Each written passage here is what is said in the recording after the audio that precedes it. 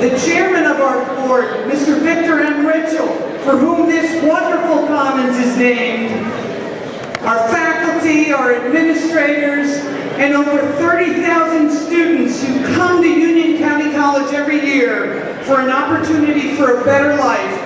I'd like to take this opportunity to welcome you to our Cranford campus, and a special welcome to all of our elected officials here today.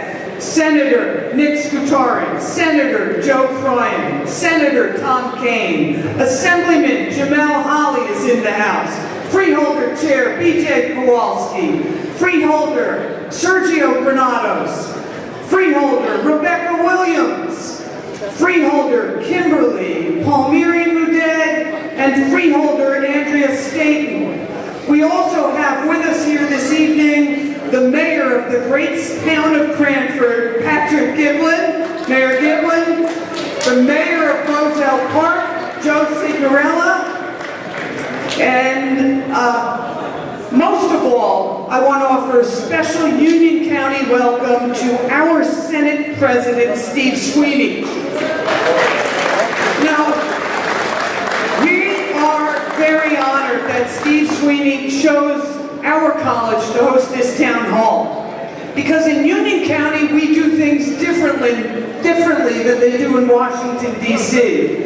In Union County, we have a history of civility and collaboration for the good of the people. Here, it doesn't matter if you're red or you're blue, if you're a Democrat or a Republican or something in between. We treat you here like your family. The same thing applies here at Union County College, where our mission is transforming our community one student at a time. At Union County College, we're proud to be an oasis of safety and welcoming for our wonderful students as they work hard to achieve their American dream. And it's through that lens that we're especially proud to partner with these senators and these elected officials as they toss their political differences aside and work to solve a fiscal challenge that has the potential to negatively impact New Jersey for generations. These public servants have demonstrated both the vision and the courage to tackle this problem and help put New Jersey back on the path to progress. So leading this initiative is our Senate President, Steve Sweeney. Senator Sweeney. Thank you.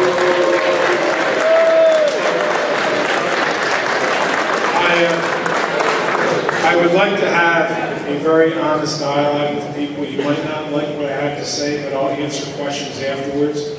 And if we can keep it civil, that would be great, because we in New Jersey have a very serious problem.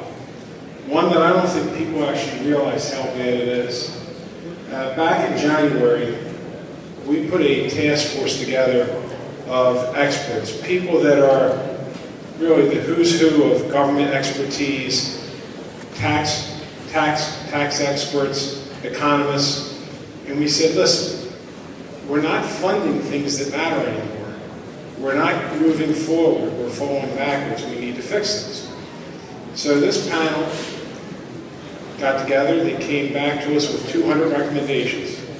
Now the 200 recommendations, we broke it into 5 working groups. 5 working groups broken down to 58 recommendations and then down to 32. And from those 32 is what we put together, this path to progress.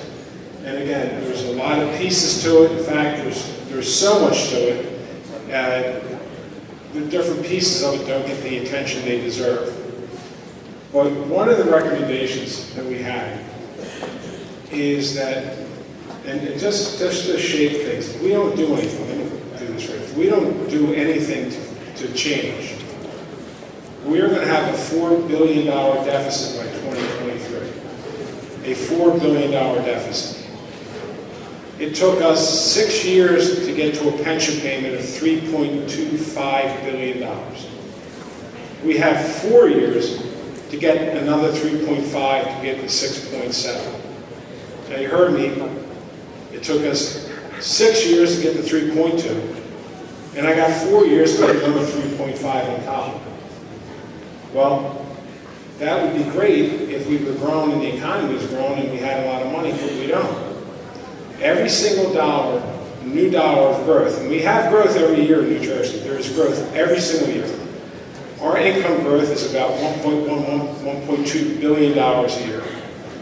Well, all of that growth is being consumed now by the pension and health care costs. Now, I want to thank, listen, we can do this way or we can talk and ask questions. I said I wanted to thank some of the public sector workers because they did things to reduce the cost of their health care. And I know the CWA, I'll give one a shout out. They did. And it reduced their cost. And it was a big help to everyone. But not everyone's in this boat together, and we have a problem. An average health care plan for a public employee right now is roughly $33,000 for a family plan. $33,000. That's probably more than some people make right now. The average health care plan for a teacher is almost $43,000. We can't afford this anymore. You know, I'm an ironworker. My guys are, I'm a union person, I'm a middle class person just like everyone else. All right. Listen, I'm sorry, listen, we can have a meeting where you can say you're not this, you're not that. I was brought up in a union household, and everything I own, everything I have is from a union. But in my world, as an iron worker, if we have a problem with our finances, guess what? We have to change benefits or add money. We do it. You listen. You did because we asked you to. But what you might not know. Let me start over again since we're going to have this back and forth. In 1997, I'm going to give you a history lesson. In 1997, Governor Whitman bonded the pension system. Okay? Anybody remember that? Yeah. Guess what? The public employees and the teachers supported the bonding of the pension system. That's okay. It looked good back then. No, I'm not wrong. It is absolutely true. There's history here. I'm not recreating history. So for that bonding, what they were able to do is reduce their contribution from 5.5% to 3.5%, 40% reduction in contribution. This is a fact, it happened. Well, it happened because they had a paper overfunding. It wasn't real, but they said, we're overfunded, our pension's overfunded, so guess what? We can reduce what we pay for pension care, for our health care and pension. So they did. A couple years later, there was a decision. We're still overfunded on paper. And what we're going to do, we're going to retire 5 years sooner. Without any money to pay for it. We just decided we were going to retire 5 years sooner without any money. Well, that doesn't work that way. If you want to retire sooner, you pay for it. And in 2001, the end all to be all, and by the way, Democrats and Republicans did this together.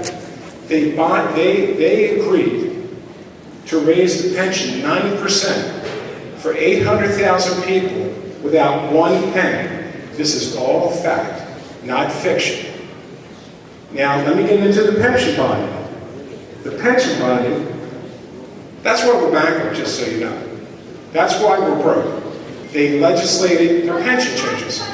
So the pension bonding, there was $2.8 billion, was non-recallable, which means you can't refinance it.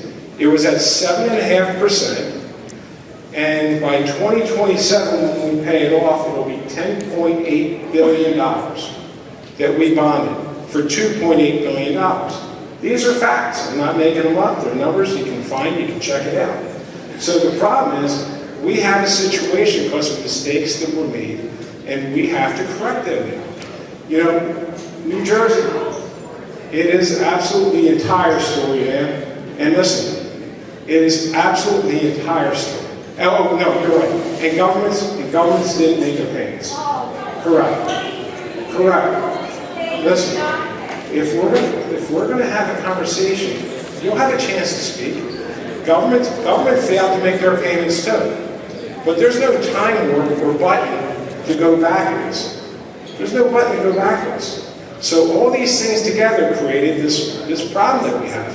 Now, New Jersey has the second most expensive four-year public institutions in the nation. The second most expensive. Right? Higher education is important for kids to get up to another place in life, to get a better career. Well, guess what? We only support public institutions we're either 48th or 49th in the country in financial support for our public schools. So what happens now, the states around us have out-of-state tuition rates, so they want our kids from New Jersey kids, because we don't fund public education. We don't fund programs for disabled. We don't fund a whole lot of programs for one reason right now. Every single dollar of growth is going into these two areas.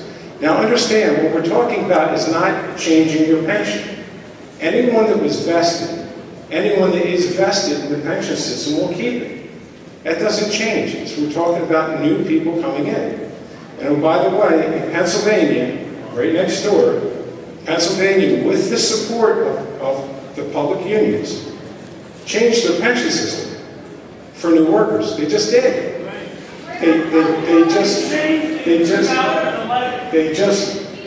And you changed the COLA, you cut the COLA on retiree. Why don't we just conclude that this isn't something that you're going to forget? Listen, if we didn't change...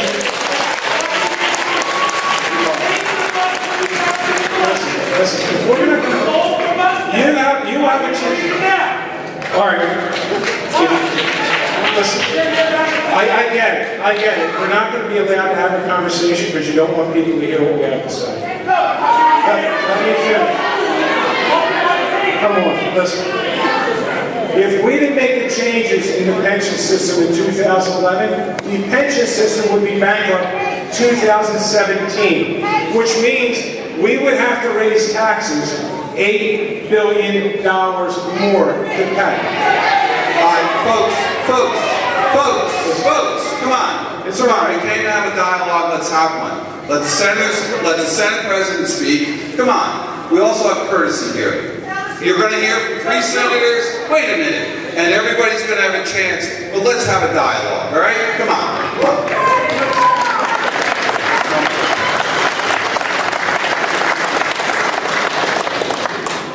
In 2011, if we had made the changes, the pension system would have been bankrupt.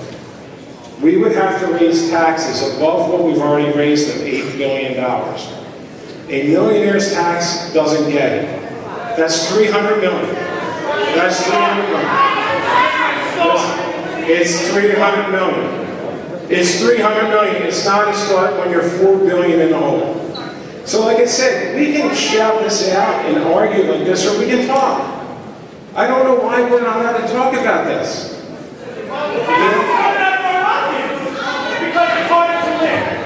Listen, if we can't fund, look, no one's going to shut me up.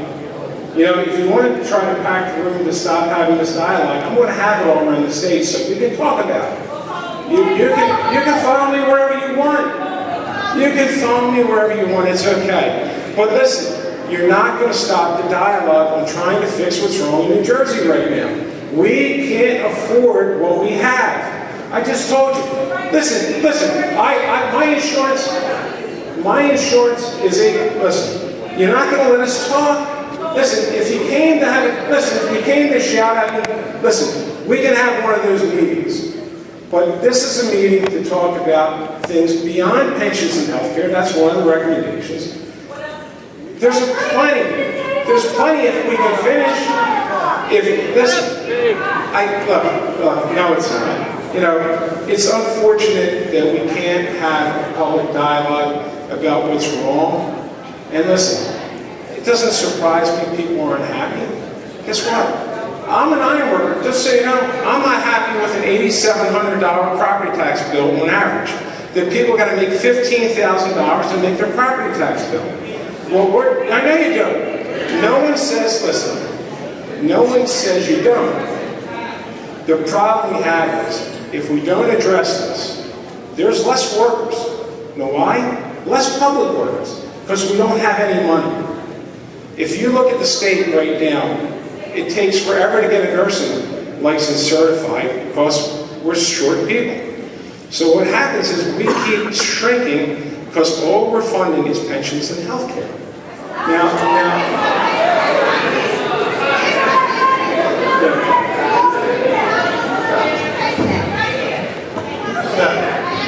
If I could just say a few words. First, I want to say thank you for all your enthusiasm of being here today. Obviously, it's an important topic of discussion, and it's important for public sector unions and all unions to have their health care and their pension fully funded. I absolutely agree with that premise. I want to thank all the members of the unions that contacted my office in the last couple of days to express their support and unsupport for certain pieces of legislation. We've heard that, and I appreciate it. Before I go any further, you know this is an important topic as of all the people that are here. I want to thank Mayor Broadway that's here and Freeholder Garrison that they both walked in. And we have so many freeholders and elected officials here that you know that this is an important topic of discussion. So I do want to thank Senator Sweeney for being here and being willing to engage in a conversation, knowing full well that people aren't going to like it. And maybe I don't either, but we're open-minded. Open-minded to the topic.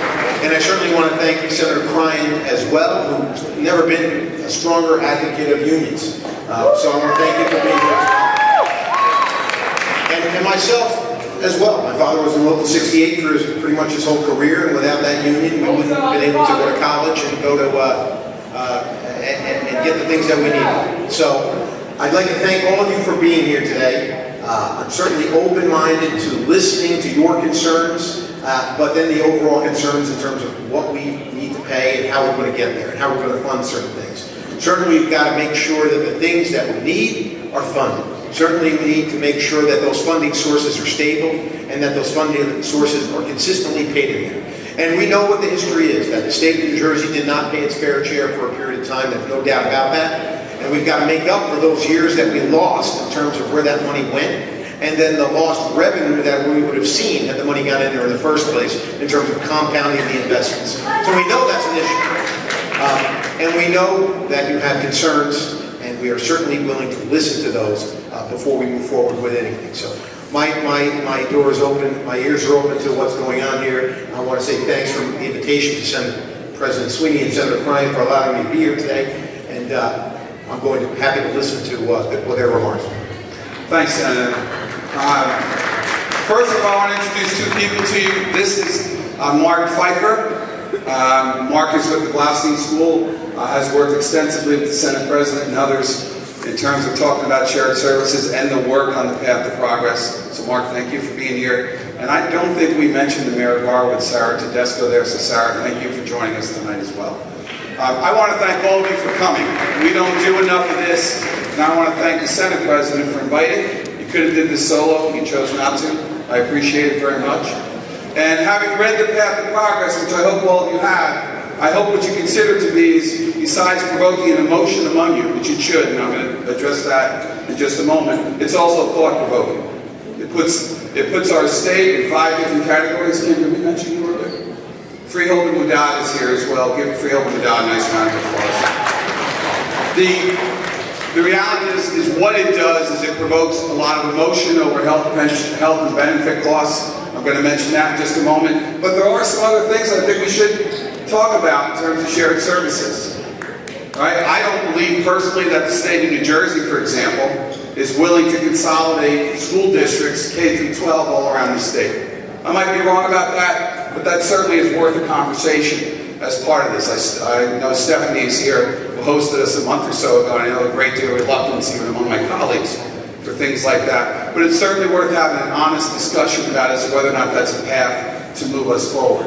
But I will say this, what I perceive to be the frustration in this room, and anyone can feel free to correct me, when I read in the Path to Progress, for example, that we should charge retirees for their health benefits.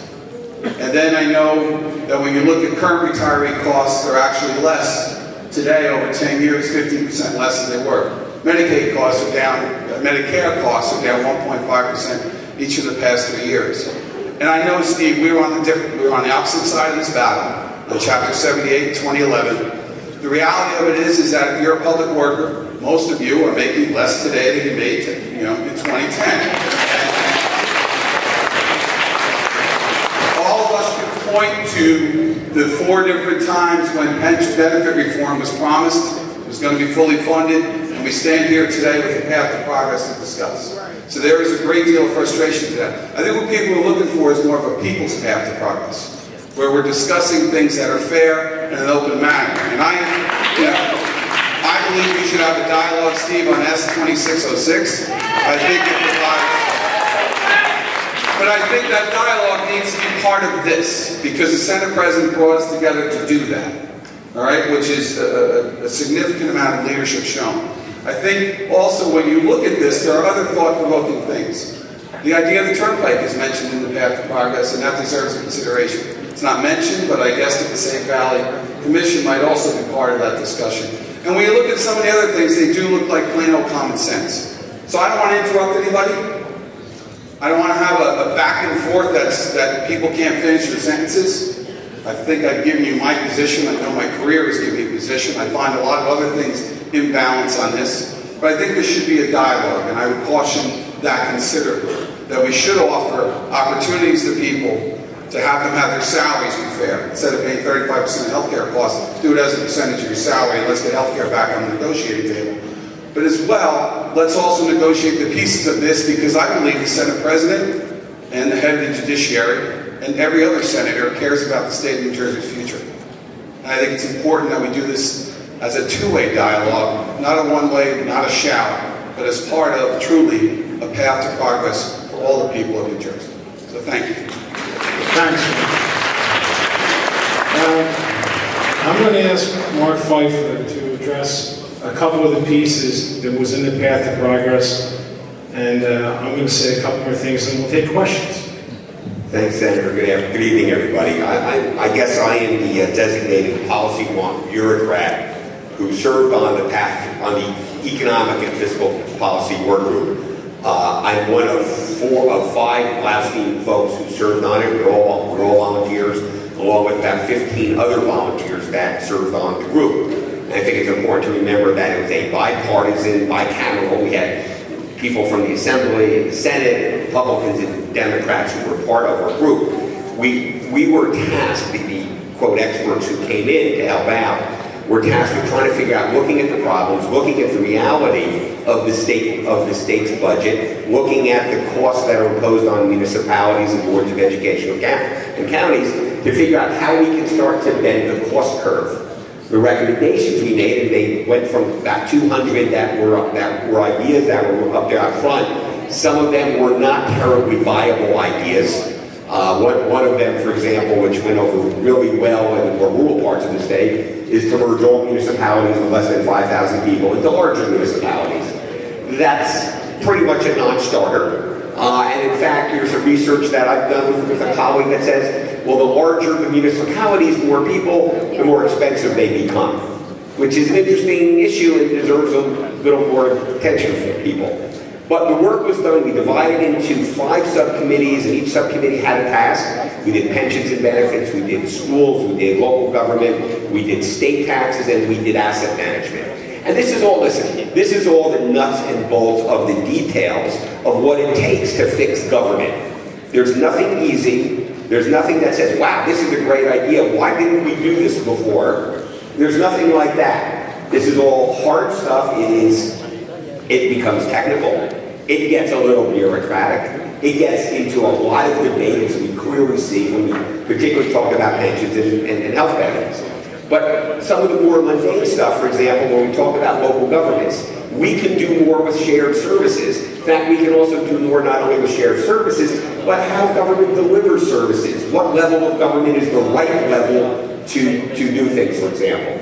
So we want to look at some services like 911 call taking and dispatch.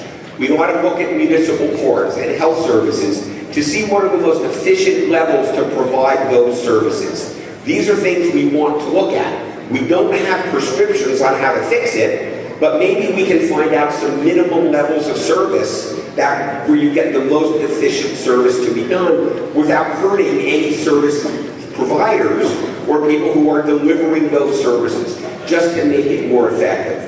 That's one of the things we're looking at. In the educational business, and I think as Senator Cryan mentioned, we want to look at the challenges of having all these small school districts, the K-6s and the K-8s, who send to a regional 9-12 or send to a regional K-12, where we have challenges of when the kids get out of 8th grade, they come from different districts, they come out with different education levels. Educators know, I'm talking about the problem, what we call articulation, to make sure that kids get together, they come out at the same levels, they're exposed to the same things, so they'll do better in high school.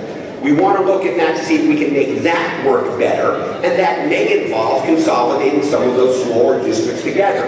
But at the same time, we're not saying, well, we're not going to change local schools, and we're not going to change where kids go to school. So we want to get the educational side better, and we need to look at that. For example, we consulted with former Ed Commissioner Lucille Davey for her input on that, and we think there's a pathway where we can start to look at those issues and let districts figure out on their own how they can improve articulation, and along the way, that will likely result in some cost savings, and we think that's worth looking at. We want to look at some other smaller but significant things. The cost of extraordinary special ed. Right? That right now, when you get a child with profound disabilities, can really make a big hit on a local school budget because a family moved into town or somebody was born and they're in the school system, and we've got some serious cost issues now. Well, maybe those should be spread out from the state level and paid by state government, right, with money going to individual districts to try to solve those problems along the way. So we think there's a number of things along these lines that we can start to take a crack at to start bending that cost curve a bit. So we worked with shared services. We've been working with this euphemistically called shared service czars appointed by Governor Murphy. Shared services is that opportunity. We're trying to make it easier for municipalities and counties to try to figure out how to make that stuff better. It's also important to point out that the recommendations in the report are the start of a conversation and policy discussion, a framework to say, okay, let's see how we can build this out. Let's see where we can bend the cost curve. Let's see where we can do it without hurting people who are already in the system to make improvements that make the citizens of this state more receptive to what state government wants to do and build their confidence without breaking anybody's budget. Those are the challenges we're trying to face. It's clearly not easy. It's not going to happen overnight, because if these problems were easy, you would have already solved them. Now, Senators, that's what I got to offer at the moment, and I'll turn it back to you. Yeah, I'm happy to open up the questions, and we'll We have get a mic for the folks with a question, or how's this work? Do you have a mic? Okay. One second. Right here. Mic's coming behind you. So, Senators, I have been a public worker since 1974, probably longer than anybody else in this room. So I'm very familiar with the history of the pension system. I started at $9,000 a year as a child protective service social worker when my siblings were going to corporate America for 50. They had better benefits than I had.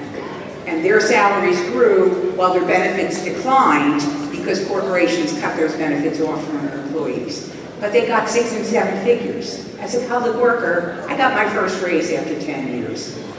So I just want to correct Senator Sweeney. Well, what you said in part is true. What put us in the hole in the pension, our pension was the envy of the world, not just the United States. We were 100% funded until Christy Whitman gave a 30% tax cut to the top 1%. 2 years in a row, she took money after trawling for dollars from the pension fund, and we had to sue her to stop her from taking it. She never paid that money back, and the state stopped paying into the fund thereafter by the rewrite of the pension. And that's why we're in the black hole we're in now. So, please, when you're talking about the history of the pension fund, tell the full history. The other thing is, the public employees are paying 7.5% of the total 9% for the pension fund for the current amount, not the black hole. Even the Koch brothers, the Scrooges that they are, could not justify that 1.5% of payroll for employees is not sustainable. So the problem is the black hole, and that black hole cannot be filled on the backs of public workers. Wait, I have a couple more things, and I'm just going to say. I'm a taxpayer. I pay $15,000 a year in taxes on my property that I started paying $2,200 a year when I purchased in 1987. I pay the same sales tax as everybody else. I want to know what government is going to do to stop corporate welfare, which is at $8 billion in New Jersey, and fund the pension and health care of public workers who have dedicated their lives to service of citizens of this state.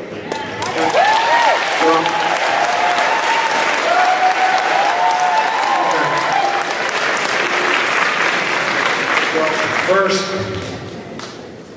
you're right with part of what you said about the pensions. But it took two to tango when they created the black hole, when they bonded the pension.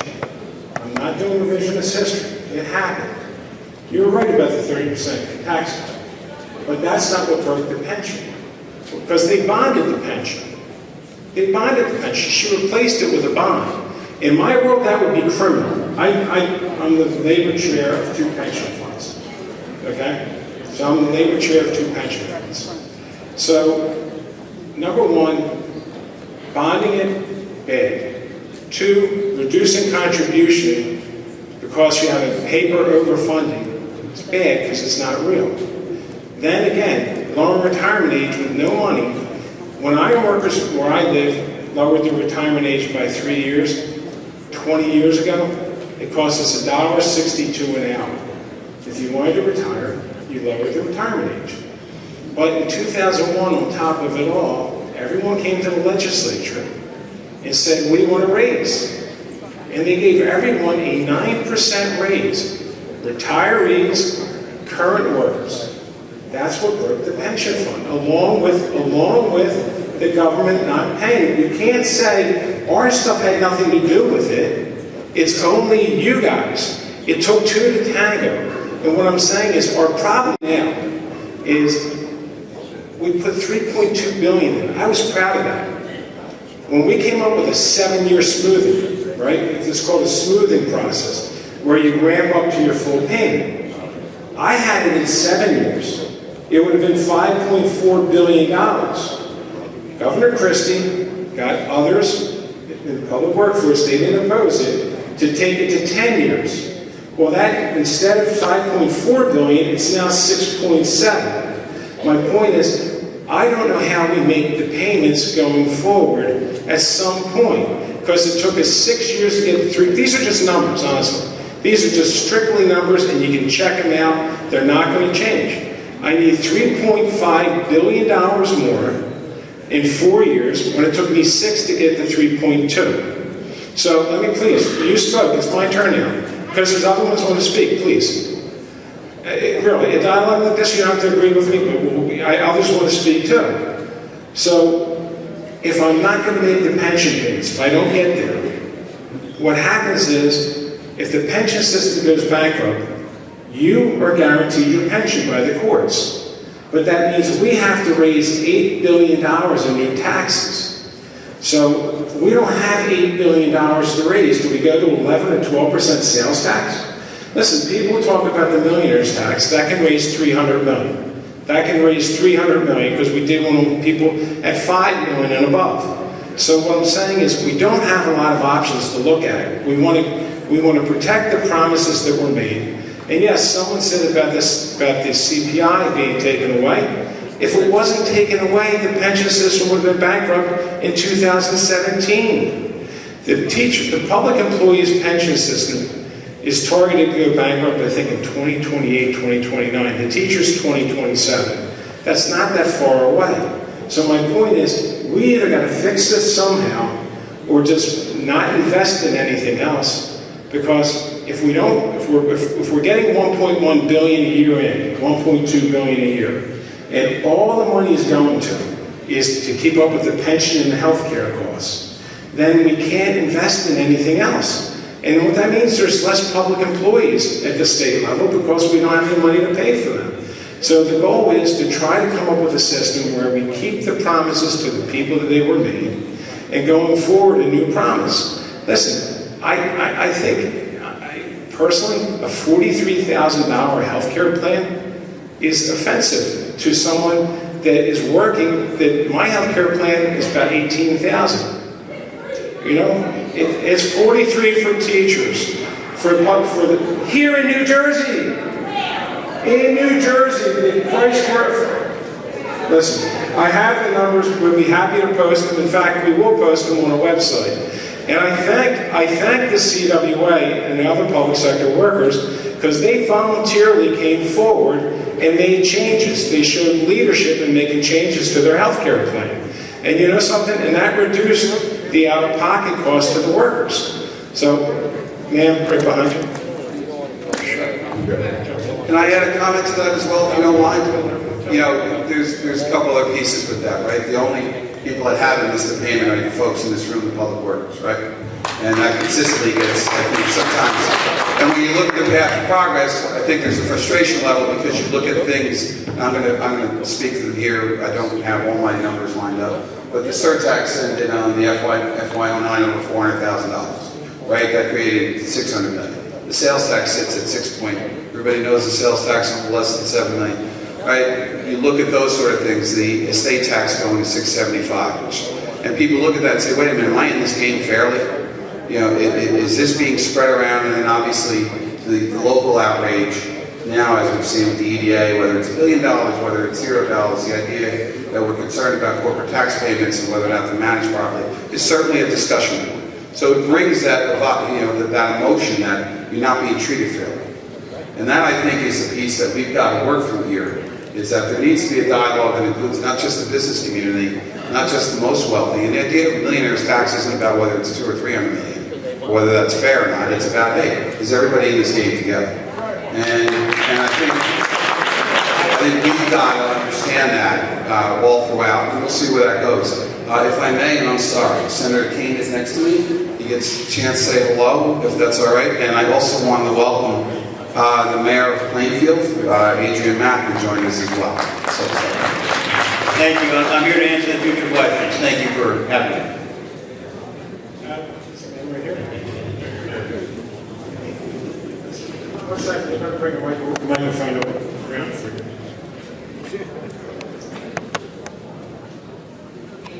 One of the items was about new retirees paying what they're currently paying while they're working for health care and retirement. So I have a lot of people back in my office that can retire, and I don't want to see a mass exodus because people want the 1.5. And Chapter 78 already addressed this issue, that if you had less than 20 years on June 28, 2011, you would pay a percentage of health care costs. And if you had more than 20 years, you would pay the 1.5%. So I just wanted clarity on what was meant by that in the Path to Progress report.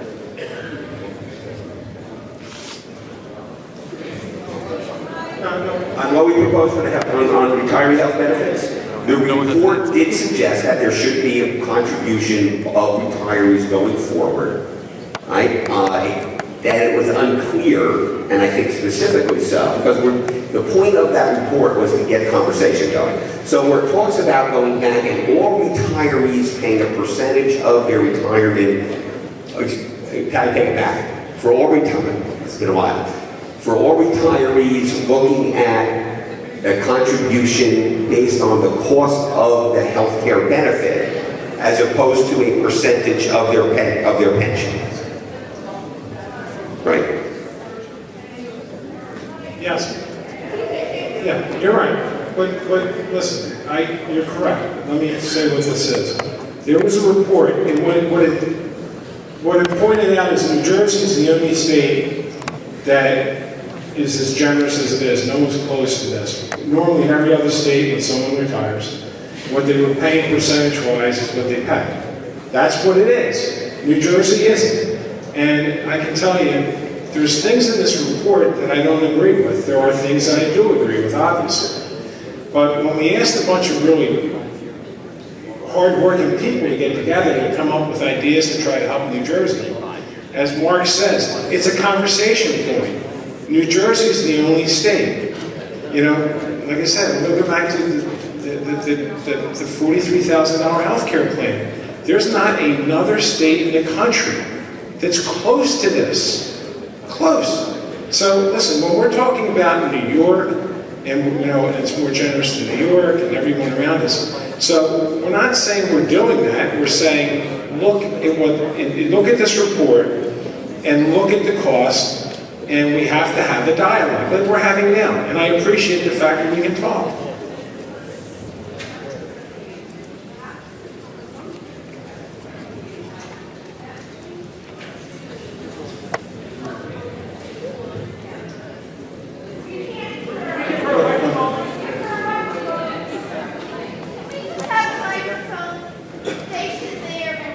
Sure, we'll do that. Good idea. Thank you. I mean, everything as it relates to Chapter 78 about the state making the 7/10 payments, now that got changed. You know, everything as it relates to us paying more, like the courts deciding that, you know, when we took to make the full pension payment, we lost on that.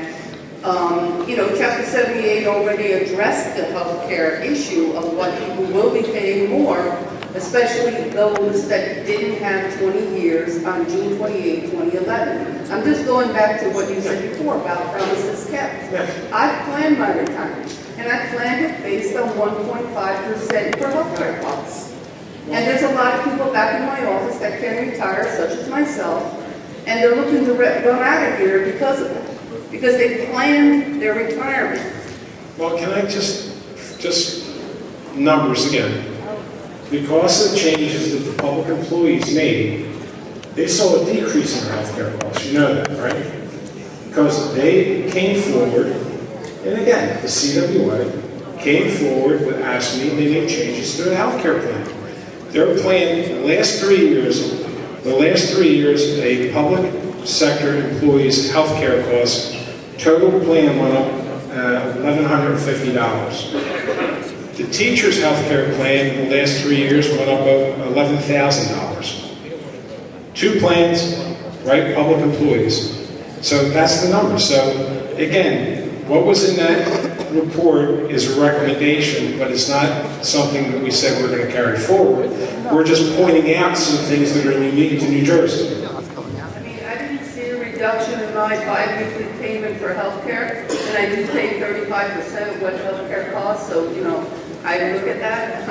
I didn't see a reduction in what it was. And now, of course, it didn't go up like the teachers kept going up, but just to note, I didn't see a reduction. You know, we had, just so you know too, when we did Chapter 78, we had the most productive, most progressive scale, where the people making the least pay the least. In fact, the workers on the lowest end of the scale pays 3%, and anybody over 100,000 pays 35%. It was a progressive scale that was recognized nationally.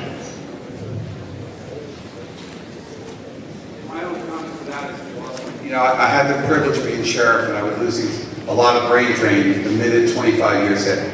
People would live in fear of what it's going to cost them, and the fact that obviously, as many of you know, when you retire, because you're not paying for health care, you actually, in some cases, make more money than you did when you worked. And I've always thought that inequity. I can tell you, one day, 127 years walked out the door.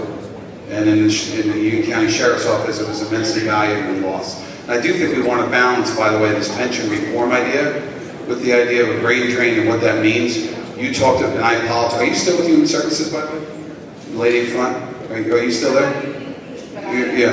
Okay.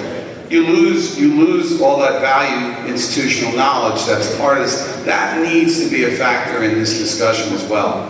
I can tell you, to watch it was immensely frustrating, and I think it's an important point. Good evening. We're going to do a line here and make it easier. Sorry. Yeah. Oh, okay. Thank you. Good evening, gentlemen. And I noticed that there are no women up there, so just FYI.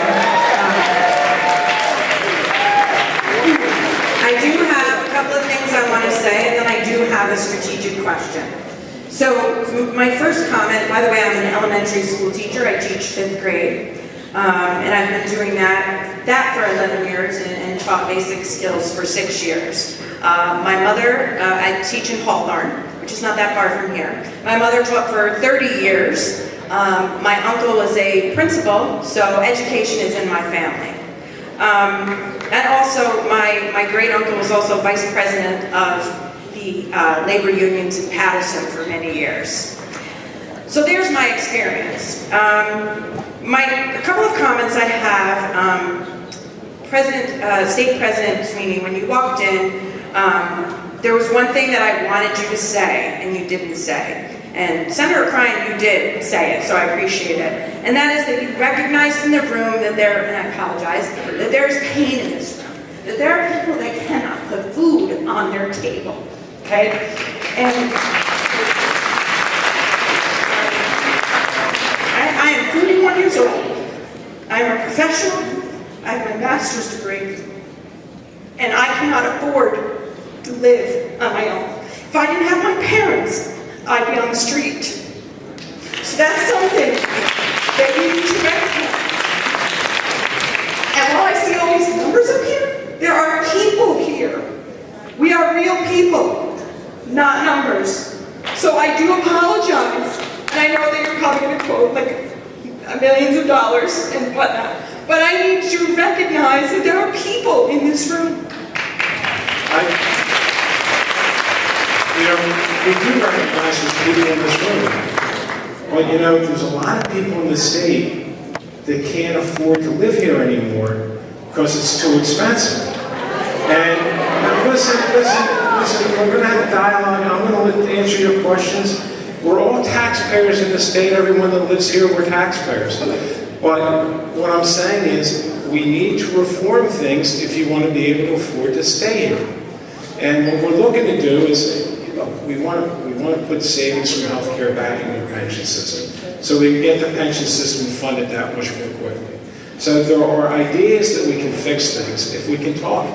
But go ahead, please. And yes, and to that point, I just want to, so I actually have an extra question now. But I noticed there were no women on this panel, and I noticed that from what I saw, there was no public employee that was on the task force. Am I correct in including that, in assuming that? They were economists, tax experts, and government policy people. Right, but there was nobody from a public sector workforce. That was my question. There was nobody. Right. Yeah, but listen, they ran numbers. Okay. You're correct. Let him answer. I'm sorry. Let him answer. Go ahead. Yes. Okay. Yes. And see, that's part of the problem that I see, that we need to be part of the conversation if we're really going to have a conversation. But here's the thing, though. When we have the conversation, which we're trying to have now, and I appreciate you just giving me a chance to talk. If we're having a conversation now, these numbers aren't made up. No, I don't. And my problem is, what I've told people, okay, no one likes my plan, but no one has another plan to try to correct the problems with the state. No one has a plan but to raise more taxes, and if raising taxes alone fixed it, fine. But raising taxes alone does not correct the imbalance because of the state government's not making their pension payments, but it took two to tango. And the people that were the leaders back then that made the decision to go with the bonding of the pension and lower retirement ages and doing all these other things, honestly, that was criminal what happened. And unfortunately, the story, just so you know, I got to the Senate in 2002. Oh, by the way, I'm the prime sponsor. I was the prime sponsor for the minimum wage 3 times as fast. I'm the prime sponsor of paid family leave. And I probably passed more union legislation, just so you know, than anywhere in the country. So I believe in working people, right? But the point is, if we're not in this together, we're in trouble. Now, the report's numbers are like, well, show me another report. Give me another answer. Give me a solution. I can tell you, I respect you, but a $43,000 health care plan is not affordable to the taxpayers that are paying it. Whose fault is that?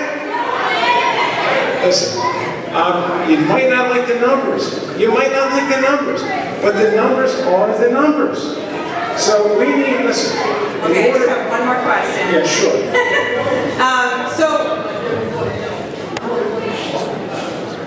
Oh my. Okay,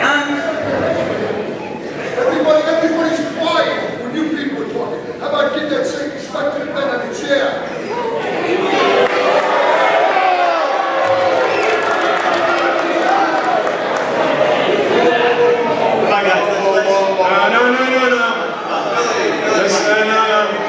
Let's calm down. Let's calm down. We don't need this. Calm down. Please, no one's doing anybody a favor if we're getting along. Please, everyone sit down, please. Please, everyone sit down. Guys, Please. let's have a question. Look, let's sit down, please. Let's go, bring it. So, all right, listen, let's get back to we have people talking. Go ahead. That's right. I am so glad, I hope I didn't cause that. My one big question is, since our conversation we're centering on how we can be more fiscally responsible, and I do understand that, and I'm not going to apologize for being emotional, but No, you shouldn't. But I do get emotional. Will there be a movement towards the accountability of corporations that receive tax incentives? And that's for you. Well, I'm happy to answer that. So you know, there was a number thrown out that $11 billion was given out. That's not true. Not even a little bit true. It's $700 million since 2005. And it created a lot of jobs that, by the way, people were paying income tax into the state of New Jersey. So you can dispute, people want to say $11 billion. That was the biggest lie that anyone put out there, because we did not pay $11 billion out. I'll give you an example. The Revel Casino got a tax incentive for $261 million. You know how much they collected? Zero. So when you hear about tax incentives, people want to make numbers up and say, that's the cause, that's the problem. It's not the problem. We had a lot of problems. And what I'm saying is, we can come together and try to fix this, or we're heading towards a situation financially where, what do I cut when we're in a deficit? After we raise taxes, what do I cut after we raise the millionaire's tax, if you're saying that, and you do sales tax? What do I cut when I'm a couple $1 billion still in the hole? And oh, by the way, a correction's coming to this economy. We got a problem in this country, and this economy is not going to be that good. We don't have the ability to fund things. That's the problem. New Jersey pays all healthcare costs for teachers. It's been forever. We pay all pension costs for teachers since the 90s. And we pay the Social Security. We pay the Social Security for the employer. Now, when you think about this, what's the highest portion of your property tax bill? Not picking on anybody, it's your school tax. What happens when the state of New Jersey can't pick up those costs anymore? They go back to the towns, and your property taxes are going to go up. So either we come together and find a solution, or guess what? This place is over, but please, Tom, I'm sorry. I think the important question and the dialogue and conversation we're having tonight is you should be passionate about this, about being able to afford to live in New Jersey. It's a dream that everybody in this room and everybody around the state wants to make sure that their kids and their grandkids. And right now we're getting to a point where the property tax burden and the other tax burdens are simply too high. And so we've got to have this important conversation about keeping the obligations, but also realizing that we have to make them in a way that's affordable for everybody in this room who's a taxpayer and everybody around the state who's a taxpayer, because all too frequently, you know this, people in this room know that everybody's got a 5-year plan, potentially on the state of New Jersey. If their kids are, graduating from high school, or if they're moving on to another job. And we've got to make a point where people are saying they're investing in New Jersey for 10, 20, 30, 40, 50 years, because those generations of New Jerseyans are what make us strong.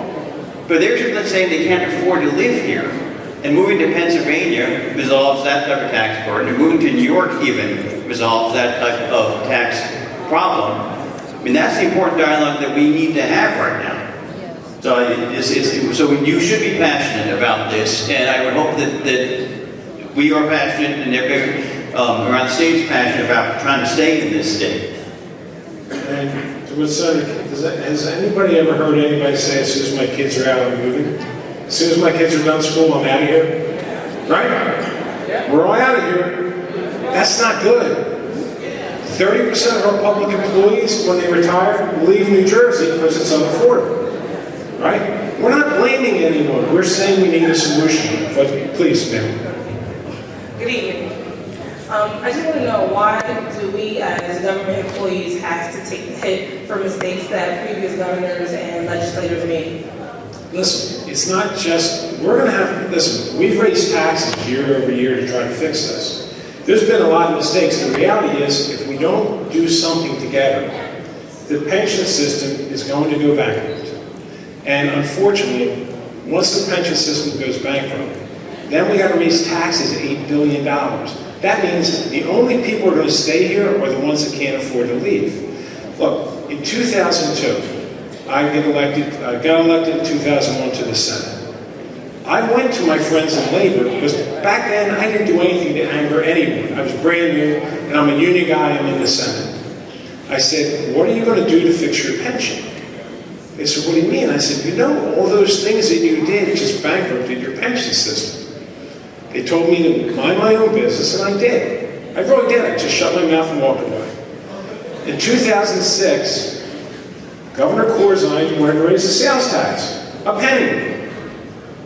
The penny was going to fix the pension, half the penny. Everybody remember that? They were promised we get half a penny, the pension system was fixed. So when the unions came to me, I said, I can't vote for the penny sales tax increase. I represent the poorest legislative district in the state. I have Salem County, Cumberland County. It's the poorest places in the state. And Delaware has 0 sales tax. Right? So they said, all right, well, we're going to target you for defeat if you don't raise it. Well, long story, I voted against it. They raised it. They got the penny. In 2006, they voted to give the pension fund the half a penny. The 1% sales tax is $1.8 billion. Well, you've had that penny since 2007, and the pension system is still broke. You know why? Because there's structural problems that have to be corrected. It's not picking on people. It's not, listen, the people that are vested are not going to be impacted by this. What we're talking about is new employees coming in to take a job, that the new employee will have a new deal. But we have to fix it somewhere and somehow. All right, thank you. Yes. Shouldn't health benefits and pensions be negotiable? Good evening. Shouldn't health benefits and pensions be negotiable? Listen, we didn't have a choice of what we did last time. We really did. And listen, towns do negotiate health care and pension now. They do now. What we're saying is, we're at a point in time, and I'm telling you, I don't know whether you're a teacher or CWA. I give credit to CWA, because they came forward and made changes. They made changes because they knew they had to do something about the affordability of health care. Right? So when you look at it, the reason why, I'm telling you, over the last 3 years, regular health care system went up $1,150. These are numbers that are absolute fact we can prove. The teacher's health care plan went up almost went over $11,000. So my point is, Last year, I think there was a decrease in the the cost of healthcare, a small one. The year before that, it was flat. So what we're saying is we got to make changes to make it work. It doesn't mean that we're picking on anybody, but we need to make changes. If I can. Janet, by the way, Janet does amazing work in Kean County for our veterans. She's really fantastic. Thank you for your work. Thank you for that. I think the other piece of that is that, as Steve just mentioned, for the last couple of years, healthcare costs have been flat or decreased. Now, in the commercial sector, they've increased 60%. So I think there's you get into this debate as to whether it should be negotiable. I opened with this, I'm not going to dwell on it, but I have a bill that makes that actually negotiable again, because I think that's what should happen. But I do think that that bill should be part of an overall discussion with Steve, and I've had more than a couple candid conversations about this matter. Because the reality is that we do have a problem, and it's not fair. Okay, be super clear, it's not fair. What's not fair is corporate cuts that we talked about previously. What's not fair is you not having, let's face it, today's contract negotiations don't discuss healthcare, right? For any of you that do this, right, it's just like onward, next. And it's most, in many cases, given your family situation, whatever that may be, it might be the most important part of your contract. So I do think that needs to be restored, and I do think there needs to be a fairness to this. But I did want to give you a shout out, you do some great work. Thank you for your good work, and then we'll go over there. We'll do this one and we'll go over there. Next, come here. Am I going first? Okay. Yes, Senators, thank you so much for being here. Senate President, one more time, thank you so much. I appreciate your time. Short introduction, I'm mayor of a small town, Roselle Park, neighbors of, thank you, all right, Roselle Park is in the building. I'm new to politics. I've been mayor for all of the month, and I'm a big proponent of a lot of what I see in Path to Progress from a shared services perspective. I would just like to echo, as a small town, we're about a square mile with about 14,000 people. It's very difficult to negotiate shared services on a town-by-town basis. I would love to see Path to Progress and potential legislation go further. I think it's a lot easier when it's coming from Trenton, and especially things that are like county-led. It's a lot easier. We're doing some good work potentially in things like county shared services. Those are a lot easier to tap into with a small town that's not scale. So just one point of feedback there. And, just to I don't know if you had something to respond to there. Okay, yeah. So just on a concrete level, I think that's one lever that can really help us out on a local level, and I'm happy to see that in the Path to Progress. But the one thing I want to echo that you mentioned, Senate President, that I think I want to make sure people are grasping, at a very concrete municipal level, and I'm not talking about Trenton, I'm talking about here in Union County, when our fiscal hands are tied, it's harder to invest in other places and hire new public workers. The simple fact of the matter is there's plenty of jobs I want to bring to Roselle Park, and there's plenty of jobs that I want to hire people in Roselle Park, but our hands are so tied fiscally at some point, it's hard to bring in, new DPW laborers, new police officers, fire department officials, so on and so forth. So, I want to see a sensible middle way here. I'm glad to hear all the voices. I'm glad you guys are here. This makes my mayor and council meetings look like a cakewalk. But anyway, I appreciate the efforts, I appreciate the dialogue, and I hope we can come to some sensible agreement. And I think this is a great starting point. So thank you so much. Thank you, man. And just so you know, because I ran a county government, I was the freeholder director for 13 years in my home county of Gloucester, where the benefit costs were actually greater than the wages that people were making. You realize that I'm paying more in benefits than I am in wages. And that's problematic. I'd rather pay people more, than have that imbalance. But the governor's shared service czars, and I said, I don't know why the governor named them czars, because people kill czars. But this governor's shared service czars are here. They're two really dynamite individuals that are trying to find ways to reduce costs. Thank you. Thank you, gentlemen, for coming and meeting with us. My name is Chris Canella. I'm a teacher, 20 years in Cedar Grove. I'm also the president of the local association there. First, I want to say that I love what I do. And the people that I work with are so passionate about education. Obviously, the proof is in the pudding because New Jersey is one of the top in the country when it comes to education. So the teachers are doing a great job here, so definitely applaud them.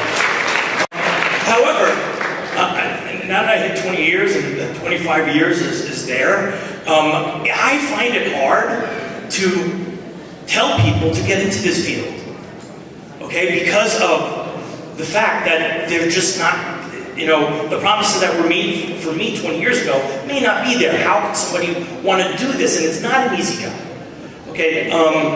So just a couple things. One, you mentioned this $43,000 figure. I would love if you can, please, and I'll give you my email, send me where those figures are coming from, because I've negotiated contracts for 15 years, and I've never seen that anywhere. We have it for you. If you take a look, most of the people are in the state plan. The state plan is $33,000, $34,000. Well, their plan's different. You have direct 10, they're direct 15. You understand that? There's a difference in the plans. I understand where we're going. I have to advise my numbers on it. Like I said, listen, what we're saying is, I remember when they changed it to everyone that NJ15, and the direct 10, they eliminated all but 4 teachers. My point is, I respect teachers. I think they do a hell of a job. But by the way, my son's a teacher, okay? And I love him very much. So, but my point is, if you think it's okay to explain to people that don't have health insurance, or they barely have health insurance, that $43,000 has to be accepted. Listen, I'm not making the numbers up, and we can back them up, because one thing, like I said, no one's challenged these numbers since we started. This report's been around for a while, but it's the average. It's the average. But listen, let him finish his questions and we'll do it. Go ahead. What else do you have? I'm sorry. So, just different topics. You're saying it's average. Answer my question. I'll take a look at the data. What research has been done about the cost benefits? The cost benefits would be if the public pensions were moved into a hybrid plan. So, if we moved to a hybrid plan, what have you done to research that? How many years after this change would it take for the state to actually realize savings? Well, we have actuaries running it right now. Like anything, when you start new, it's slower to ramp up. It'll take 30 years to fix the pension system, just so you know. Because pension systems, and I do this for a living, pension systems don't get broken overnight and they don't get fixed overnight. So making changes now, if we made changes now, like Pennsylvania just did. Pennsylvania just made their changes. They gave people an option. They gave you, if you wanted a 401k, straight 401k, a hybrid, and there's one other one that you came up with. We were talking about a hybrid for people that weren't vested, 40,000 pension and what's 401k. Now, we could have discussions on options about the new system. We have to honor the obligation to the people that are collecting their pensions. There's no reset button where we're 23 years old again. You know what I'm saying? So you're going to get your pension. We're going to make sure you get your pension. Part of the path to progress, I think Joe mentioned it, is we're looking at our assets. We're an asset-rich state, and we're cash poor. So we're willing to put our money where our mouth is too. Because what's happening right now, what we're trying to do is put the assets into the pension, not sell it, public to public, not public to private. Because our pension costs are going like this. It's on a chart like this. The numbers, again, we can disagree and blame everybody, but the numbers are what they are. We need to bring that arc down, because I got to be able to invest, I've really got to be able to invest in higher education. I've really got to invest in pre-K. There's things we need to make investments in this state that these two categories, if we don't make adjustments, there's no money now.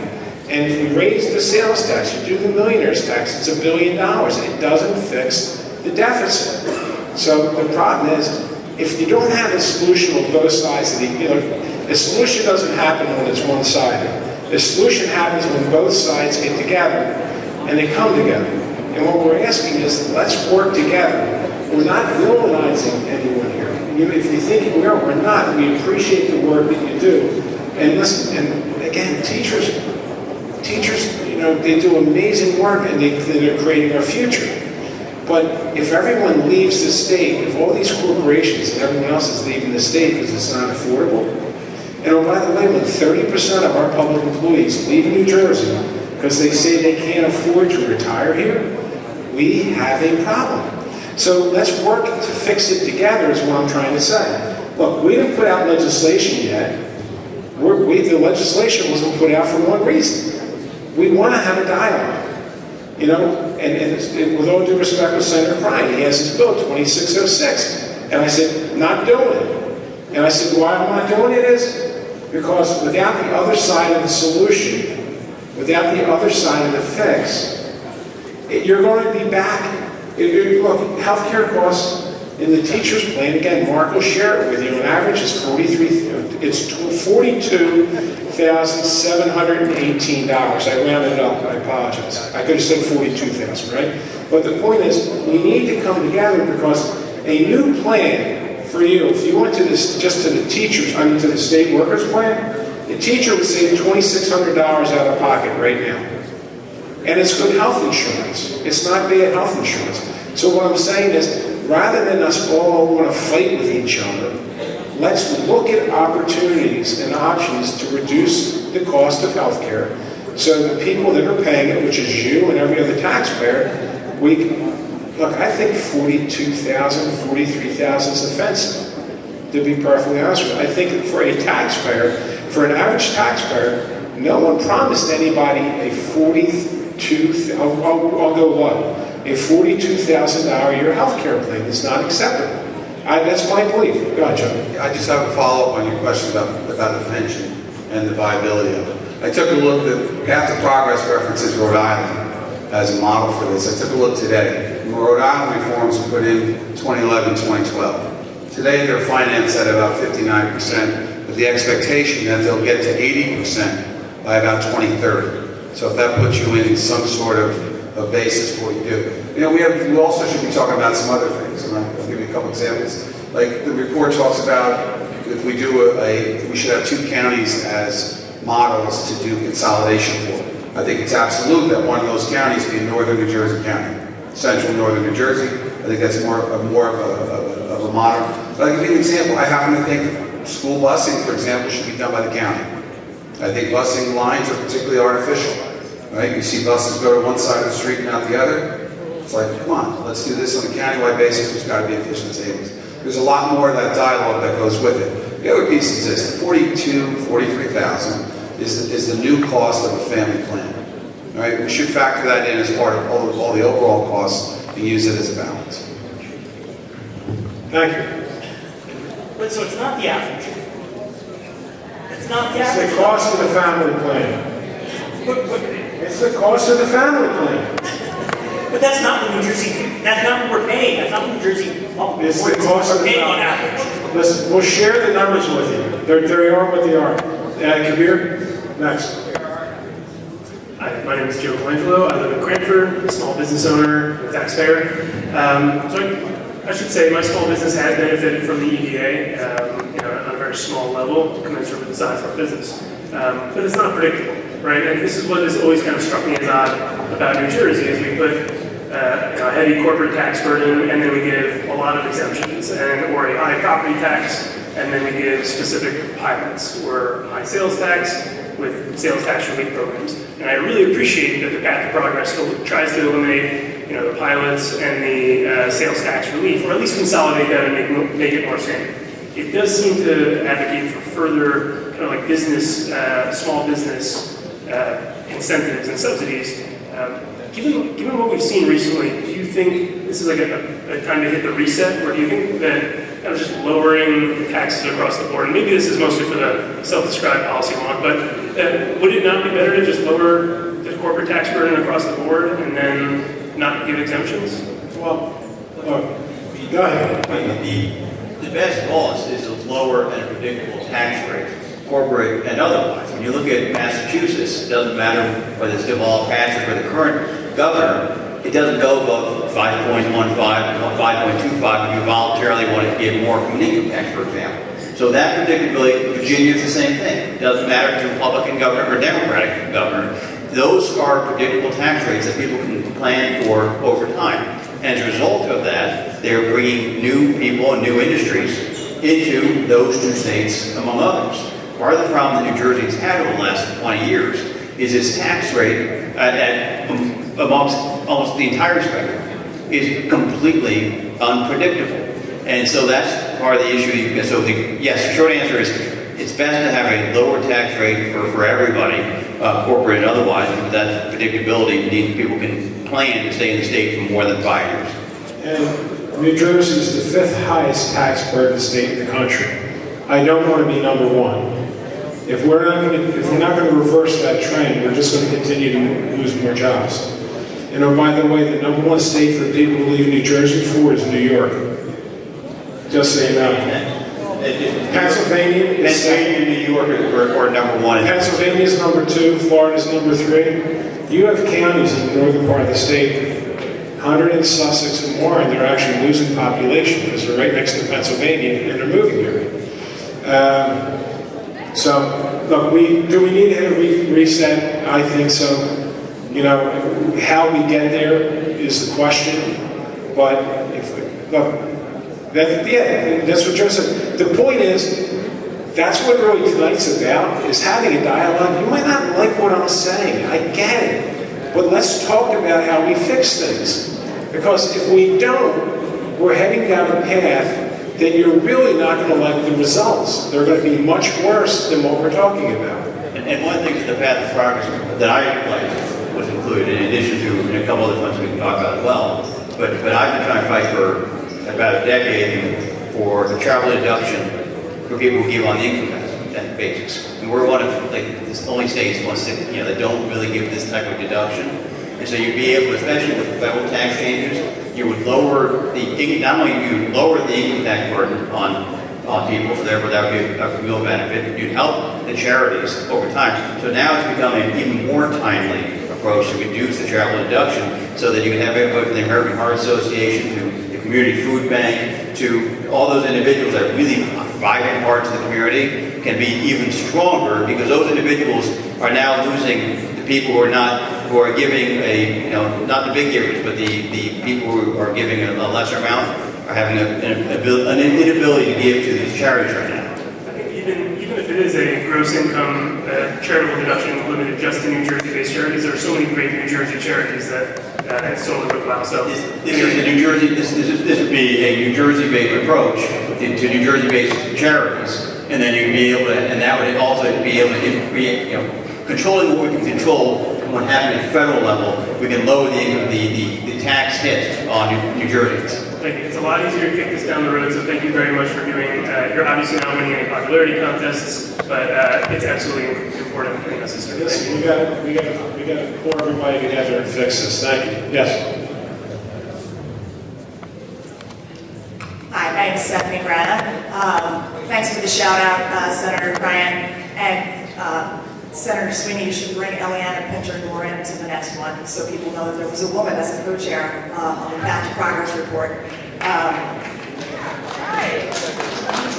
So my question is, a lot of people here that are focusing on their pension benefits and their health care. The other side of the Path to Progress report was ways that we're going to save money.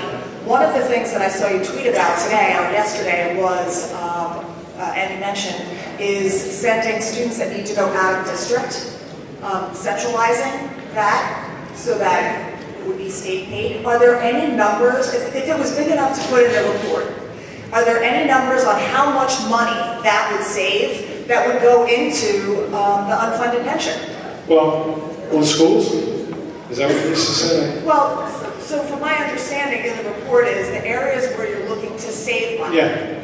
Or transfer assets, those savings and those transfer of assets are going to go into the unfunded pension. Yes. Correct? So are there numbers on, for example, students that have to be sent out of district? Well, as far as the assets, what we're doing right now is we're gathering all the information on the assets. The state of New Jersey, believe it or not, they don't know all the assets they have. The governor recently put out an RFQ to hire a firm to catalog what we all own. right? I mean, which, number one, we should know what we own. And then figure out what we could put in, like Senator Cryan said, like the Turnpike Authority. That could lower that arc dramatically, so I can make my pension payment and make investments in other areas. I have a little bit of a hard time understanding that. So if you're taking the asset of the Turnpike and you can't sell it, how do you put an asset that can never be sold into? I can explain it. When you take the asset that has value, even if you can't sell it, and it reduces your bottom line. It's like corporations put assets into all the time. So you reduce that curve, it reduces the curve by adding 40 billion or 20 billion. We did it with the lottery, which helps us reduce the payment so that we can get there over a 30-year period of time. What I'm saying is it's not that we're not going to make the payments, it just helps us get to make the payments over a long period of time. And one thing, just so you know, about schools, because I want to bring this up, when Mark said, we studied small towns. The argument was, well, everyone says, merge all the small towns. What we found out was the small towns are actually pretty efficient. You can argue that you don't need them, but they're actually cost efficient. Now, school districts, small school districts with less than 500 kids, spend 17% higher than the most highest spending districts in the state. That's why the recommendation for the school consolidation was, and you'll hear the fear that we're going to close your school buildings. So that's not the case. What we're talking about is, if you're sending kids to a regional high school, none of the 5 or 4 or 6 districts that send to the regional high school coordinate curriculum, right? So they don't coordinate curriculum. So the poor 9th grade teacher gets kids from all over that area that have all learned differently, right? So now, number one, we think we can improve education, first and foremost, by fixing that, by doing that consolidation. Because you're sending the kids to the high school anyway, right? So you don't need the school boards. So you'll still be in the same, like down by me, there's a town called East Greenwich. There still would be East Greenwich it would be an elementary school in East Greenwich. But they wouldn't have a superintendent and administration, they'd have a principal and teachers. You follow me? So there's a lot of money to be saved, but that's not the focus. The focus is, we got great schools in New Jersey. We have very good teachers in New Jersey. We can improve education even further by making all school districts K-12 and go from 600 school districts down to 320. And you're not hurting anybody. So that's some of the discussions that are in that report. And that is the assets that you look for, I believe in this, Mark would know better, are essentially assets that carry less debt and can generate revenue. One of the issues with the Turnpike is it carries a lot of debt. Anybody who's driven the Wyden Turnpike knows it wasn't for free, for example. So it carries a lot of debt, so there's a concern about that. One of the things you look at, for example, in the Passaic Valley, where that kind of thing is, there's not a lot of debt. So you're looking at assets that actually fit your profile for what you can do to help, candidly, fund this pension system. And I think that's the point of what the governor's office has done by releasing RFQ. We've got to get our arms around that. There may even be an opportunity for local government assets. If you've got a local sewer system or a local water system, a municipality might be able to make the choice that, hey, we'll contribute the value of this into the pension system in exchange for a credit on our pension obligation. We may see things like that. This is one of those things that we haven't really looked at seriously before, that we need to take a serious look at to see how it can work for us. And yes, it helps solve our short-term and medium-term problems, and then over time, maybe then we can go back once we've got a level of good sustainability in the pension system. Because the thing is, we have to fix this problem going forward because it's not sustainable on our current path. Chime in on one of the topics that the Senate President spoke about with respect to consolidation, smaller school districts versus smaller townships and cities. And here in Union County, the mayor of one of our smaller towns was here, Roselle Park, and we have a couple of other very small communities in Fanwood and Winfield. And one of the things we have known and that we have studied that those cities are extraordinarily efficient, where one person is doing 3 jobs. So consolidation for some of those types of government is not the solution. But I do understand from the report that school districts that are similarly situated, that are smaller, that would benefit from potential consolidation. I just want to make that clear because I know that we've worked with some of these smaller towns. They've gone over how the person that is not just their clerk, but they're also serving as their superintendent of public works, and then they're doing the copies. They're doing so many different jobs that the efficiency really can't be replicated. And in fact, would be lost in a consolidation effort in some of these places. All right, Joe. Hello, my name is Kean. I'm a teacher of 12 years in Bayonne. I was recently elected the union president, so I drove out from Bayonne to come here. I wrote down a couple of things. This is what I do. I heard teachers are great in New Jersey. New Jersey schools are great. Many people are leaving the state. The future is here. And we have less public employees and the brain drain. When teachers signed up to become teachers, obviously we do it because we wanted to, but we also signed up because we knew we would take less and there would be benefits that would come along with it. There are people who work in corporations who get a pretty good sum. They pay a little bit more in health care, but that was the trade-off for us. So now statistically, the national average of college students entering into ed programs is down 42%. New Jersey, it's down 52%.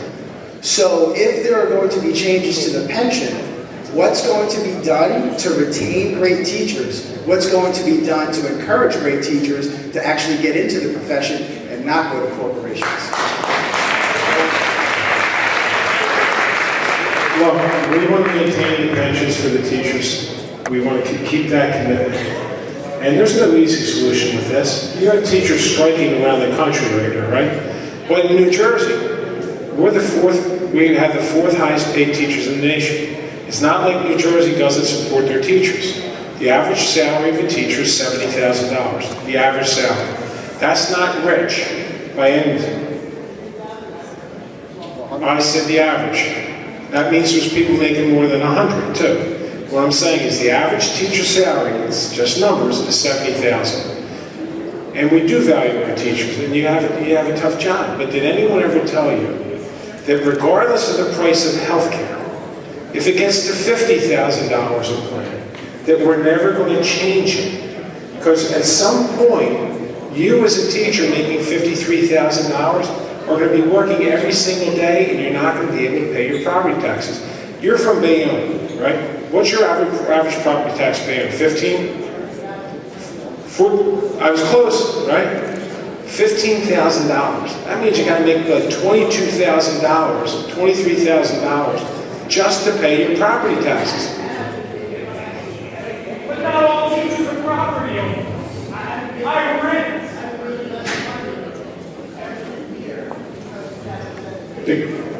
You're right,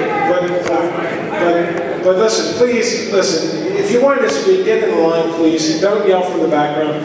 Listen, here's the thing. You're making less because your health care plan is increased. I said the teacher's health care plan increased $11,000 over 3 years. But listen, but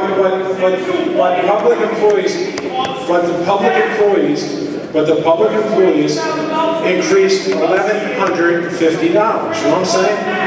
So listen. I love when people, you want to shout, you don't want to, we're having a dialogue, and you're in the background, yelling, and you can do whatever you want. We're trying to have a dialogue. So the point is, you're making 53 grand, paying 14,300 in taxes. Doesn't really work, right? And what I'm saying is, we can fix and work together to fix this health care plan.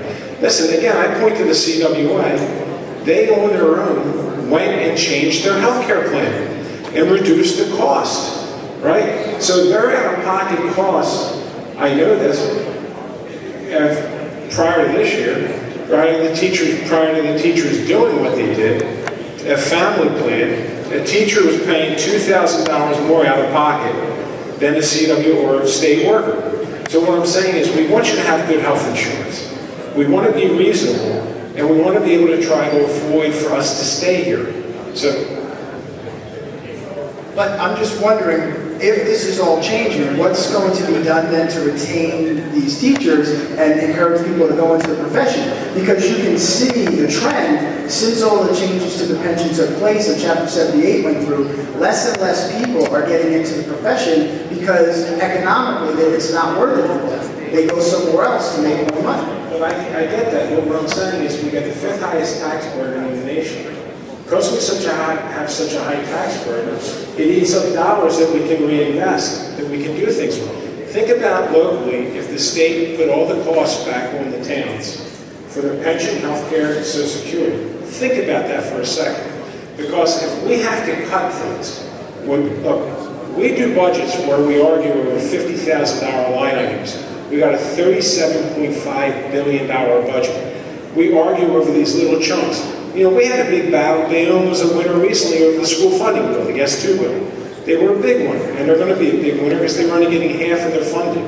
What I'm saying is if we fund things the way we're supposed to, then there's more room to do more things. But if it just can't be one-sided is all I'm saying. And coming together to come up with a solution.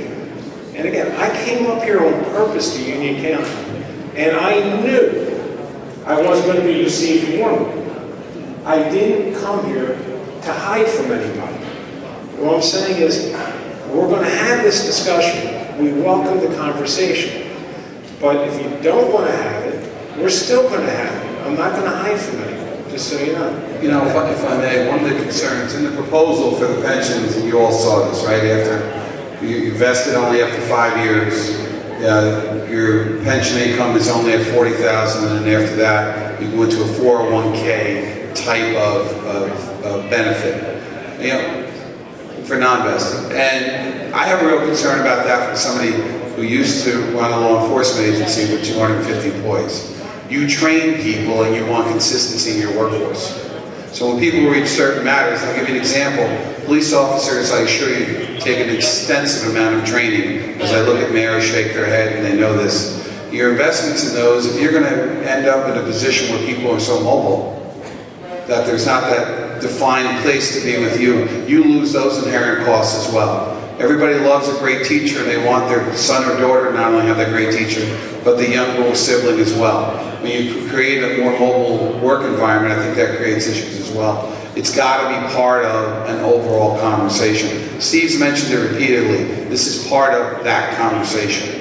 I think that's also part of the conversation, is how to, again, to get more people into the teaching profession. And there was a hearing that I participated in just last week that was on this very issue between the disparity of people who are teaching right now versus the students. And so we need to do whatever we can through the teachers' colleges, through alternate route, and everything in between to get more people into the teaching profession.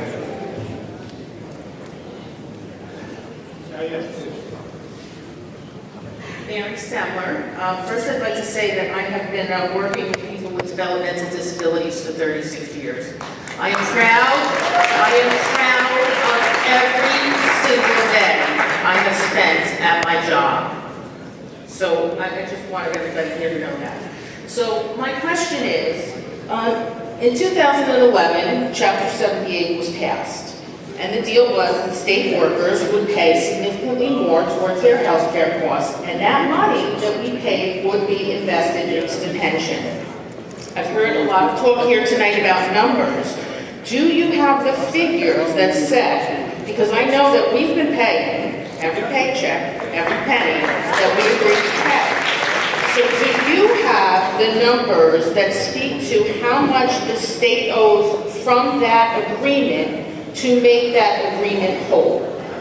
Well, we were paying zero in 2010. We're up to $3.2 billion last year, right? Some of that money, obviously a lot of that money is there. Under the former administration, to keep property taxes low, they were refunding towns saying they overpaid pension costs when they didn't. That's a fact. So people were cutting property taxes or leveling or holding property taxes down with those dollars. That was not what it was intended for. It was all intended to go back to the pension. But realize something. realize something. In 2010, I've answered the question, we were paying zero. We are now at $3.2 billion. We passed a law that the previous administration signed to make quarterly pension payments, so that your investments are making money quicker. You know what I'm saying? Rather than what used to happen is the very last bill that the state pays, the very last bill they pay, up until recently, was the pension bill on June 30th, which means that money made no money. We changed the law so you have to pay it quarterly. There was an article that said New Jersey has done more. This is the most disturbing thing. New Jersey has done more progressive things than any state in the country to fix its health care plan. And guess what? And it's not fixed. So, listen, I told you what happened with some of the money. They gave it back to the towns. I answered that. If I could just chime in for a second, Mr. President, because I don't want us to go and feel as though this conversation generates into something that our old governor had talked about. I know that our old governor particularly was not a fan of school teachers. I can sit here and I'm guessing that I'm probably the only person up here that was ever a school teacher. I taught school for a year while I was in law school, and I can understand the difficulties and the exhaustion that school teachers have at the end of the school day. So your hard work, certainly from my perspective, is appreciated. But I can assure you that I, for myself, will not allow school teachers to be bashed. We know we have one of the greatest, and I'm not suggesting anybody up here has done that. I just want you to be clear that I certainly want to engage in that kind of conversation. We want to reward our hardworking school teachers. We know that the crux of a society is educating people, because these are the same people that we're sitting next to in the grocery store, sitting next to in a restaurant. We want to make sure that we have an educated workforce. We want to make sure that we have an educated citizenry, because that's the way to a better life here in New Jersey, throughout our country, and making sure that we have a civilized society. So I don't think, and I haven't heard that, but I want you to be assured that I won't participate in that kind of mongering that's happened in the past. I know that this dialogue, and I know that people get excited, is not about that. It's about meeting obligations and making sure that people have things funded going forward, and that's the kind of conversation that I want to participate in, and you have my word that we'll ensure that we do that. Real quick, if I may, I'm sorry. I will, but I do want to recognize Assemblywoman Carter, who's here. Assemblywoman, thank you for being here. Appreciate it. I read some stuff, and I hate to be old. I'm pretty sure that number is 9.96 billion. But I can't swear to it, but I think that's the number. All right?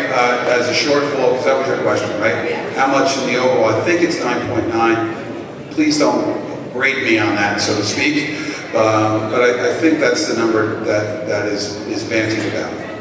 Listen, what Senator Cryan said, I know that we have Assemblywoman Carter here, but she is a card-carrying member of the NJEA. She's a school teacher. She understands the plight, and very close to me and my running mate, and I know that she'll certainly be there on these issues as well. My last comment is this has been an incredibly learning night, but the idea that Nick Scutari was a teacher is something a lot of us will carry with us for a very long time.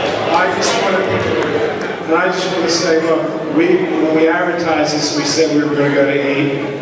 So we'll try to answer as many questions as we can, and we'll try to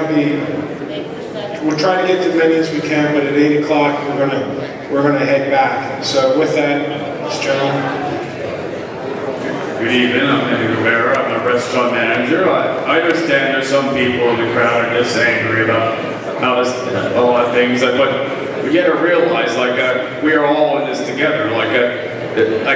Things are improving in the Garden State. You see it when Governor Murphy signed legislation for sick leave and $15 minimum wage. I think what's going on is that we're seeing New Jersey make a comeback, and now is not the time to roll back to the 8 years of the previous administration, where they rolled back on money on essential programs like education and health care.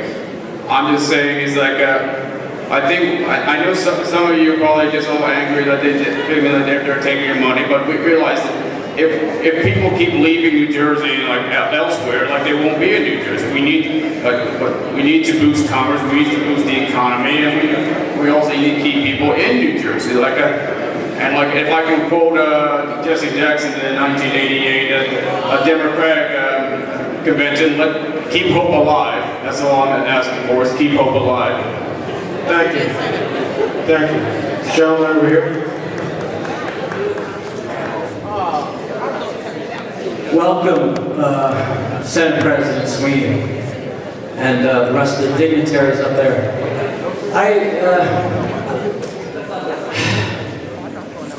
I understand that you were saying, the gentleman to your right, Senate President, you were a teacher for a year, and as Senate President, you said your son is a teacher, so you understand.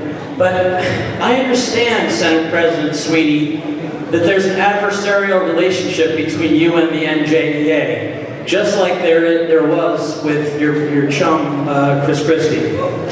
And you're laughing. I Googled Steve Sweeney, and it says comedian. You are not a comedian. All right, you're not a comedian. And I don't think it's fair for people to call you a dino. A dino, that's not fair. But I want to trust you. I really do.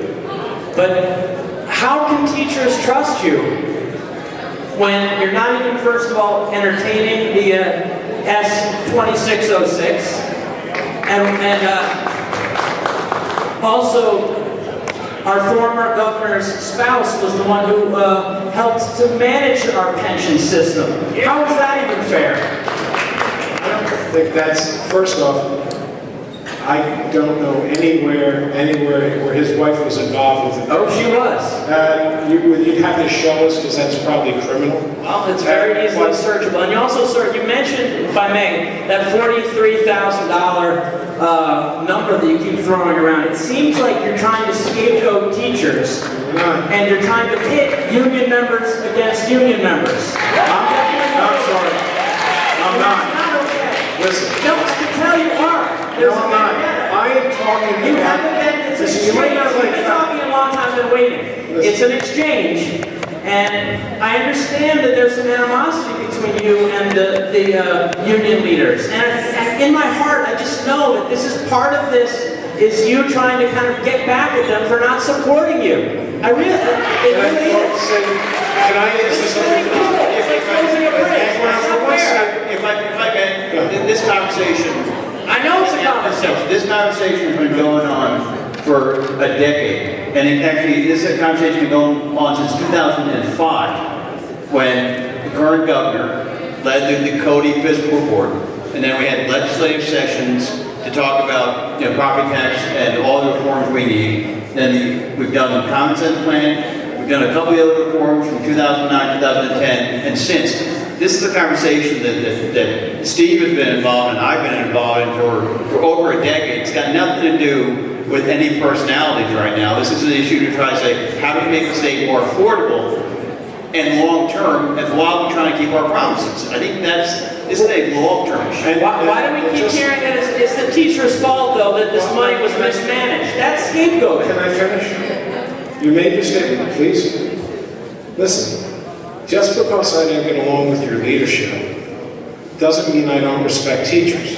Your leadership isn't reflective of your membership. Well, do you make $600,000 a year? Oh, see, that's more scapegoating. That's not scapegoating. Of course it is. They're facts. Listen. Did you just say they're hacks? I said that it's facts. They make $600,000. Not teachers. All right. Look, we can be fun with each other. Go back. I'm not trying to be funny. This conversation.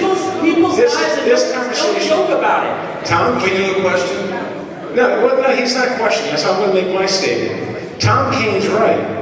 Under John Corzine, we had special sessions. Nick served on them all summer.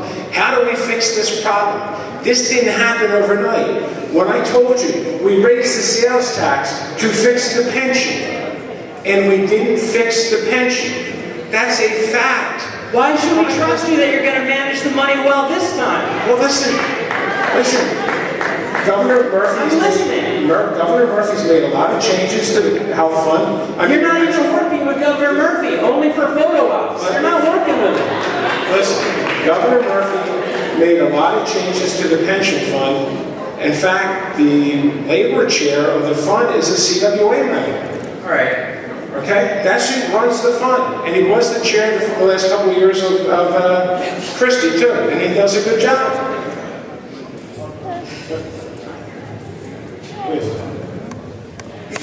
Senate President Sweeney and fellow senators.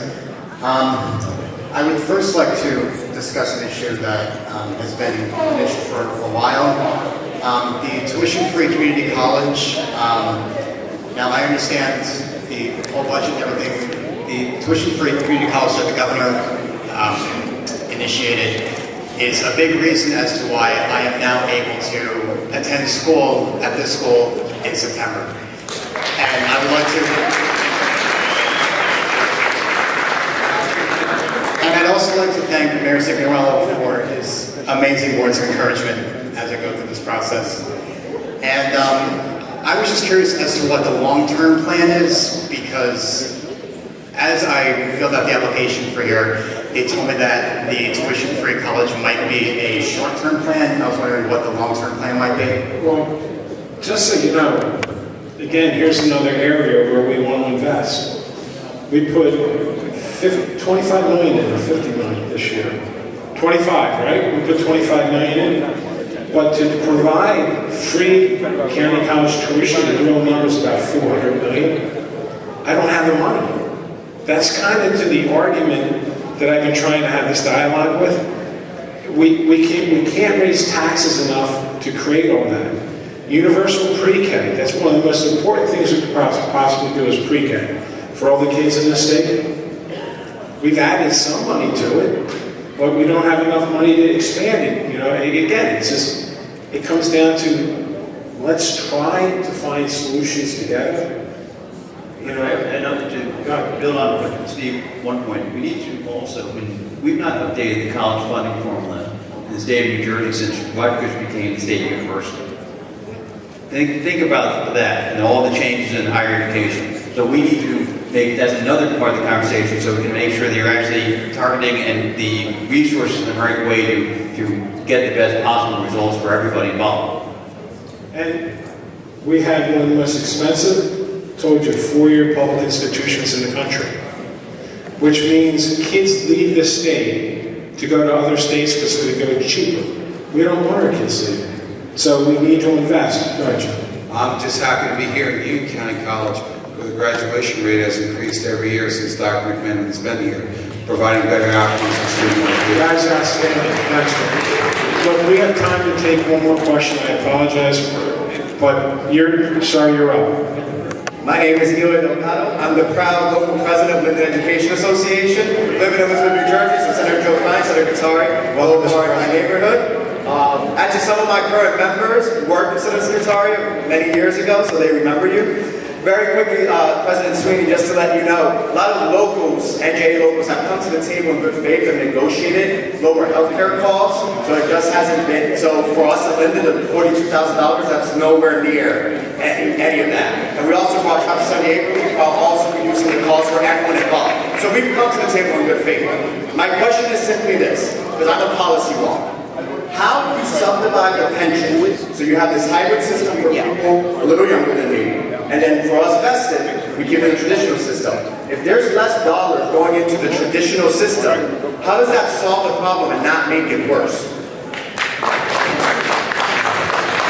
You're not having reduced dollars going into the system, but as people are in the system now, we're still paying those contributions. The state still has to make a high payment. That payment is we're trying to cut that down so it doesn't keep going up at the rate it's been going. We need to slow the curve and flatten it out, and more importantly, catch up.